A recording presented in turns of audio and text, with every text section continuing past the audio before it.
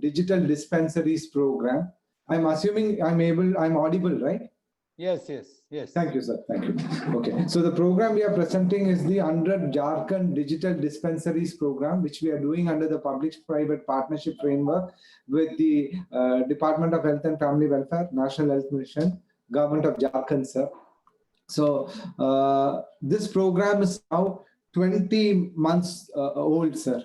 And before I get into the structured presentation, I quickly want to share a small patient case history. The patient is a child, sir, 7-year-old boy baby, a boy child, sorry. The parents got the child to a Mirsawat Chowki PHC, sir, which is an overnight journey from Ranchi itself, which is the state headquarters, about 500-600 kilometers away. And this is the only healthcare facility, sir. We are co-located inside the primary health center of the government. The boy had been having bouts of vomiting and then subsequently translated into diarrhea or loose motion also, completely drained. The doctor immediately assessed. He was put across over the telemedicine platform for a pediatric consultation. Post-evaluation prescription of medicines, the parents were counseled. They were told how to adhere and how important it is to adhere to the medication. In 1.5 days to 2 days time, the boy's health condition improved. Now, these are normal situations which is very common in any part of India. I'm not saying no, but specific to these kind of locations, sir, this would have resulted or translated to be fatal for the child. So similar such stories we have throughout, this 4 lakh plus consultations we have done. I'm not sharing the second story because I know the jury might have time constraint. I'm going to the next one, but we have submitted for the evaluation. So as I told you, sir, the program is now entering the 21st month. And definitely COVID was something we had not prepared for. And this really took us by surprise. Prior to COVID, the footfall was very high, primarily for specialty consultations. Normally, if you look at obstetric, gynecology, dermatology, general medicine, pediatrics is the most sought after consultation in the primary health centers. And we have done about 4 lakh plus consultations till date. But this would have actually gone up to 8 or 9 lakhs had COVID had not hit, because during the lockdown period for almost 30-35 days, all primary health center, all institution except the healthcare infrastructure which was catering for COVID related requirements were only operational. Then we realized when people started coming and seeing closed door, then we went back to the government and we told them, sir, we will handle this. This is what we were brought in for providing services. Though we did not do COVID testing, we started handling symptomatic based patients and referring them for COVID tests. So this way what happened is people got information during the COVID time. They got the support, mitigation management. A lot of people, migratory labor, when they came back into the state, this was actually in those locations the only source of information, kind of a triaging for COVID which happened without the RT-PCR or any of such things.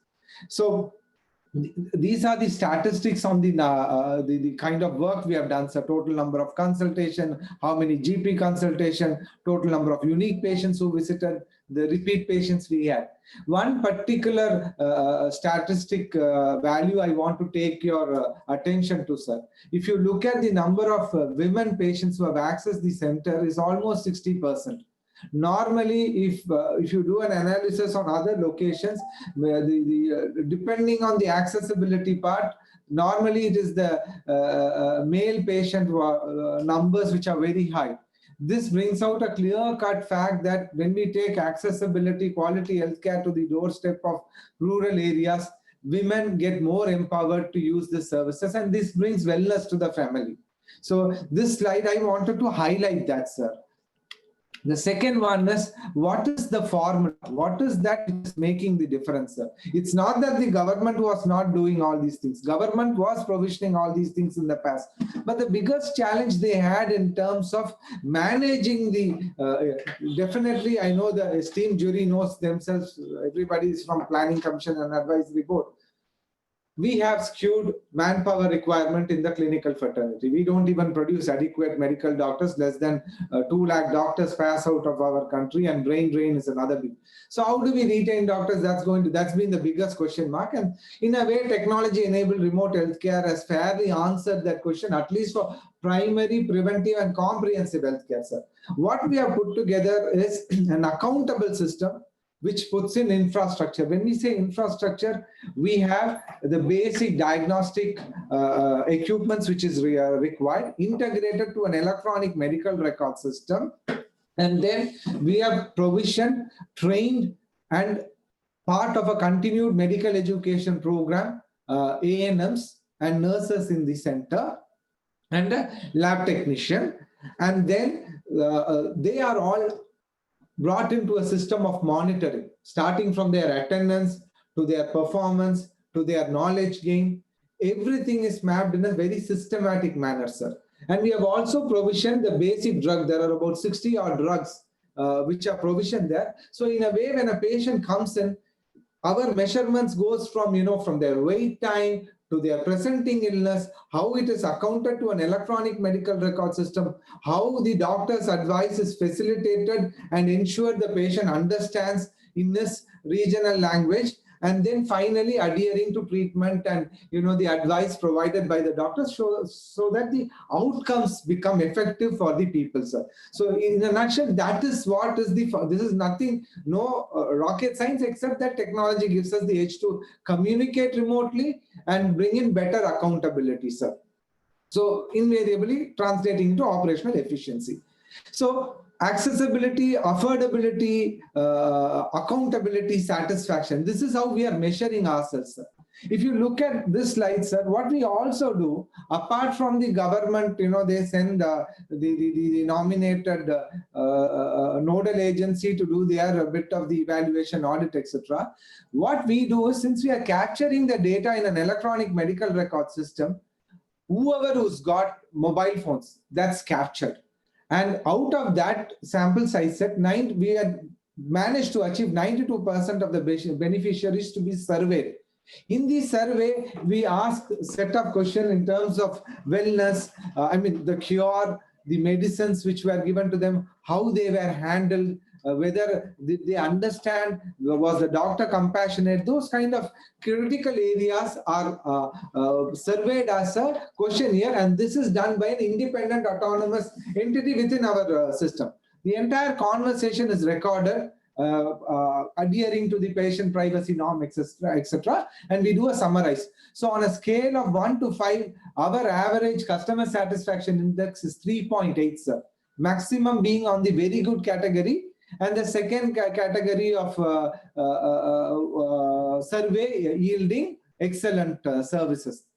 And fairly, we also assess the utility value of the center. So we've also realized that many patients who got cured for other things, or many patients who have chronic health conditions like diabetes, hypertensive patients, etc., they've started coming back again and again and utilizing this facility, which the government has made it possible. So footfalls have drastically increased. As I told you earlier, sir, it got skewed because of COVID. We had to bring it down. And for later on, our own ANMs who were not actually geared up for this outbreak turned out to be COVID warriors. And today they are also, supporting that particular initiative. So the problems statement which the digital dispensary is addressing today is, as I enumerated earlier, sir, I'm just re-emphasizing the fact, lack of medical and clinical staff at PHC. It's very difficult, how much ever the government is motivating. The clinical fraternity is not willing to go back to rural areas. Increasing of load of primary care stickers in the tertiary care. So all the GHs of the government, the district hospitals are overloaded with patients. So right now, this model is streamlining primary care, secondary, tertiary care flow, so that doctors are able to utilize their efficiency based on their specialization. unavailability of proper. It's not that infrastructure is not available. Infrastructure was available, but it has to be maintained. For example, when we provision an auto analyzer, it requires calibration, it requires maintenance, and so on and so forth. In this model, what happens? Preventive maintenance, proactive maintenance happens, calibrations are checked, quality is ensured. So that's the other thing. And difficulty in monitoring which the government had. Now we have built a completely an automated dashboard. So from the time a patient is registered, everything is captured at source. So we can't dilute the entire data metrics, and it reveals if we are doing good, we are doing good. If we are doing poor, we are doing poor. If the efficiency of the A&M is not adequate to give the proper care to that visiting beneficiary, then that we are able to identify and do corrective measures. So those kind of things. Making available, I had also earlier enumerated this. What has this translated into? We have put on a very structured process flow integrated with an ICT platform, which allows us to scale in numbers. The very fact that we were able to do 4 lakhs, including the COVID time, because many of the other specializations took a backseat. We told them not to come because many of them are coming with symptomatic. Otherwise, we would have done much more higher numbers. Every patient is ensured his prescription is given. Even if there were outages of medicines for various reasons, we were not able to move it. The A&Ms, the outreach workers used to take the medicine and deliver in their house so that they get it. To that level, the accountability happened. So that's what made the difference. And we are now there almost at the doorstep of the villages. And all data which is accumulated. Now, as I proceed further, you will also see, sir, we are able to do analytics into the data. Those that will follow in the next few slides, and how we are using this data to provide to the government to make informed decisions. So the service model is primary consultation, specialist consultation, including general medicine, gynecology, pediatrics, dermatology, orthopedics, etc. Nursing, provision of A&M. This is the paramedical team on the ground. Continuous medical education. Laboratory services. This is a combination of ICT-enabled point-of-care testing devices, which is helping us to actually do better practice of evidence-based clinical delivery of service. Pharmacy, we talked about 60 plus essential primary care medicines, and it's operational 6 days a week, 6 hours as per the RFP. But because of the patient load, we are also open for 8 to 8.5, 9 hours. So that's how it's all well accounted for. We have managed to even create wireless network and connect them over the internet to a back-end hub of medical response center through an electronic medical record system. So this is again, what is the difference we are making? Doctors are now available in any nook and corner of Jharkhand. Any specialty required can be added or augmented. Accountability for every patient. So when the patient, when we speak to them, if somebody is identified as diabetes mellitus, then that patient adherence, we keep a tab on them. If they are not coming for their monthly checkup, we call. So that way we are able to improve the health indices. So this has become a very holistic kind of a model, scalable, doable, and it is a benchmark program for rest of India to scale. This is how the dashboard looks, sir. So you have full data. You can dissect, bisect to the finest PHC, aggregate it at a district level, state level, and take outputs. So this is how our center looks. This is the kind of infrastructure we have provisioned there. All this built through an online digital platform to a back-end medical response system. So the first picture is an A&M. Our console will look like the electronic medical record systems login page, the auto analyzer, the non-invasive hemoglobin test, the point of care testing, multi-para monitor, fetal heart rate monitor. These are few of the equipments to show how we have effectively utilized latest technologies. This slide is what I was referring to, sir. So we are able to gather data and we are able to build application at the back end to do analytics. So if you look at the top, can you move this window on this side? I want to see this slide. Thank you. Yeah. So if you look at this, what is happening is infectious and parasitic diseases contribute to 13.70% of the total consults which we did.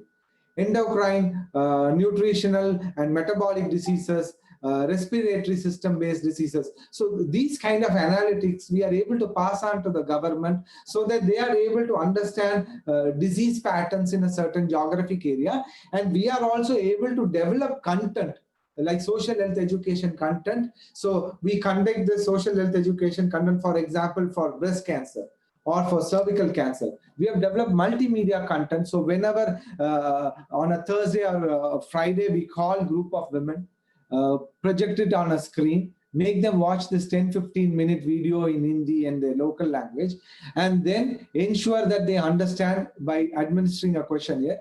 So when we educate these people, they educate a family, and a family is educated, then the whole community health wellness is ensured.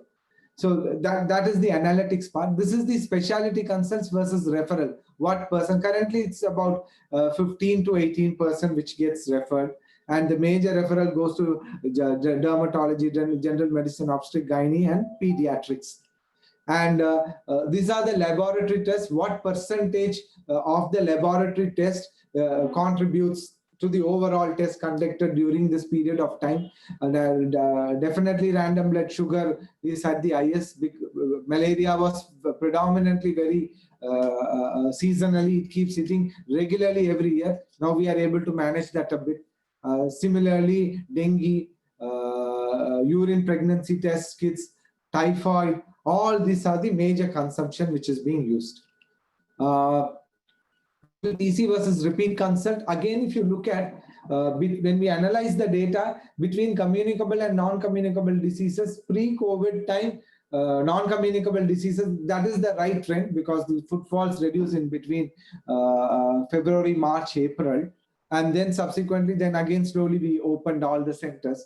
So this data is, other than COVID, you'll have to take this data and look at it. Communicable and non-communicable diseases were very high. And within that, if you look at diabetes mellitus and hypertensive disease are very high. Earlier, people were not even aware of it. And I have a lot of success stories which I want to just share. This old lady, nobody to take care. She managed to come down. When we tested, malnourishment was one of the big things.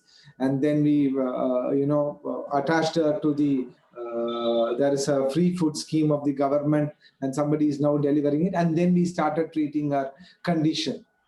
So like that, there are many cases of people who got benefited and our people got recognized by the local press.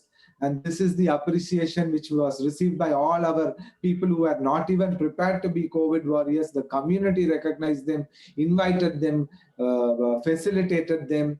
So almost in every center, people were thankful that we were available. And the government was also appreciative of the fact that these centers were available even during the COVID, and we were able to quickly update the field team based on WHO and ICMR guidelines. So having this kind of ICT-enabled remote healthcare, definitely, given the COVID outbreak, which has taught all of us a big lesson, is a good avenue to quickly have foot soldiers to provide services when it's needed.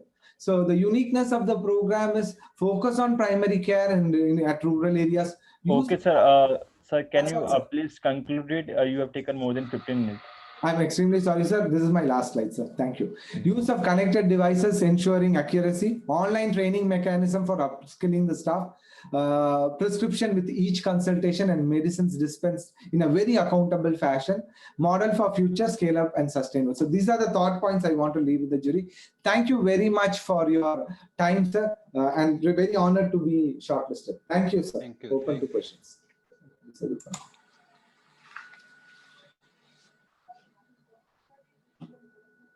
Sir, I have a small question, particularly on the laboratory investigations. Yes, sir. How did you manage about these laboratory investigations, particularly which are not available on rapid?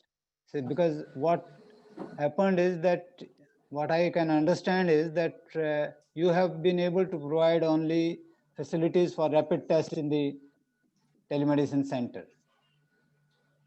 True, sir. So how did the patients manage about the detailed tests which they had to carry out?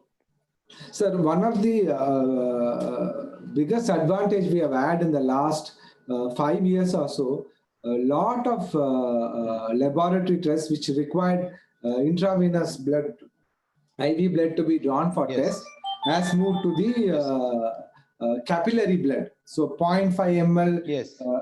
RBS prick kind of a test. With those 0.5 ml, we are able to do even HbA1c. So these are point of care testing. It's not that rapid test kit types. Analyzers have also come out that way, sir. That is why we are able to do better, more number of tests, one. And these devices are also integrated to our electronic medical record. So the quality validation, the calibration, everything we are able to monitor from a command console center point approach, sir. That is how we are able to do, sir. But only in case of, say, X-rays, etc., patients may have to go. Correct, sir. So what we have is an X-ray digitizer, sir. X-ray machine we are not having. So there are certain cases for which definitely X-ray is a must, especially ortho kind of thing. So those cases we counsel them. They go to the district headquarters, do the X-ray, bring it back, consult with our orthopedician again for reviews. Right. That is a constraint, sir. Though there are technologies today which allows us to do X-rays remotely, but our PCPD&T Act is becoming restrictive for that. Honorable jury, I know you are in the advisory board. Somewhere it needs to be re-looked at. If some senior members can put in a word in an account, female feticide was the reason why that came in. Now we have moved significantly, sir. If that can be enabled, technology is available, sir. If we can bring that in, it will do a lot of good things for the rural areas, sir. Great. Thank you very much. Good job. See, I have one or two questions for you. First of all, please let me know whether it is on pan-India basis or you are only doing for Chennai. I mean, Apollo group. Ranchi. No, sir. I work for the team which works and specializes on community health on a public-private partnership model. Currently, this kind of models we are doing in Andhra Pradesh. We have 184 primary health centers, but there it is called electronic urban primary health centers. In Jharkhand, the primary health centers are called digital dispensaries. In Uttar Pradesh, it is called the telemedicine program co-located in PHCs and community health centers. In Himachal Pradesh, we are doing a slightly an higher order program with the state government health department, tele-emergency services.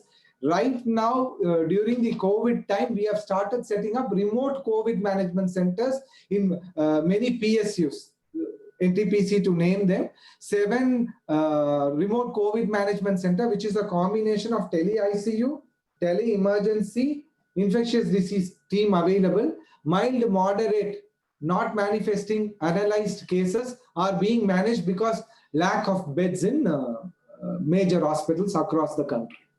We have treated less than 300 patients. Okay, I got it. Now you tell me, for you it is a CSR responsibility or you are doing it as a commercial proposition? So the model is governments are now floating tenders. So we bid for the tender. It's a transparent bidding process, and we are elected based on technical as well as a commercial codes, sir. It's a commercial proposition, but we are doing it on a cost to cost at the back end. Otherwise, we will not be L1.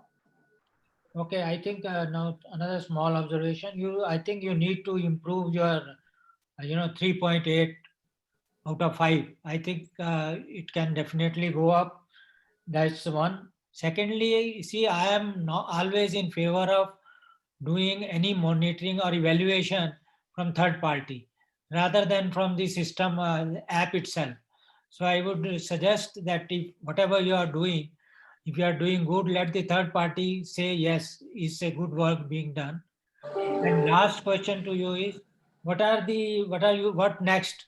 what are your challenges which are yet you have yet to meet, or what are your immediate plans for next 6 months? So our model is to ensure primary care is ensured in every nook and corner of our country, sir. When we started this particular work, our objective was to touch at least 10 lakh population. Currently, we were able to reach out to 2.8 crore population in the country. What we are trying to do is we are publishing papers now. We want to ensure the government is able to study this, create a framework. We are not saying only Apollo should do this. We want to give a model. And this model, if it can be subsumed under the Ayushman Bharat's Health and Wellness Center, and if every state can replicate it, we have answers for India's healthcare challenge at a grassroots level. Then comes the secondary and the tertiary, which definitely is possible. So that is how we are moving now, sir. Okay, thank you. One more small observation. I have been getting some SMS messages saying that you can avail free call with 24/7 available Apollo doctors. What is it? You want to know what is that, is it, sir? Yes. Okay, so I've been now getting SMS very regularly. Okay, so now what has happened, sir, today? So I don't work for that division, but I know what they do. Yes, That is yes. the for-profit entity of Apollo Hospitals. When Okay. COVID hit, Government of India relaxed the telemedicine practice guidelines, sir. Okay. So many companies started developing a software and putting it into the mobile phone, because doctors also started stop coming to the hospitals because of the infection and things. So everything moved on to the teleconsultation platform. So in order to get people to be aware this is available, those SMSs are coming. If you go to the Google Play Store or Android Play Store, you can download Apollo 24/7 and you can reach out to any doctors in the Apollo ecosystem. Okay. That is a commercial activity, sir, of the hospital. Okay. So this is a different division.